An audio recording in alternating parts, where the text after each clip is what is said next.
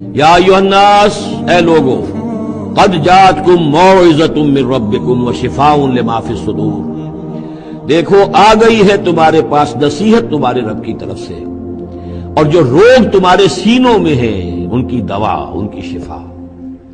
یہ بہت اہم ہے، یہاں جو ترتیب آئی ہے وہ یہ ہے کہ اگر دل سخت ہو گئے ہوں تو ظاہر بات ہے کہ پھر اس پر کوئی کلام نرم و نازک بے اثر، مرد ناداں پر کلام نرم و نازک بے اثر، تو پہلے دل کو نرم کرنے کی ضرورت ہے۔ زمین سخت ہے، بارش برسی ہے، بارش بہہ گئی ہے، کوئی فائدہ ہی نہیں ہوگا، پانی جذب بھی نہیں ہوا۔ آدمی بیمار ہے، الٹیاں آ رہی ہیں، آپ دوا دے رہے ہیں، نکل جاتی ہے، وہ دوا جو ہے معدے سے جذب ہو تو فائدہ پہنچائے نا۔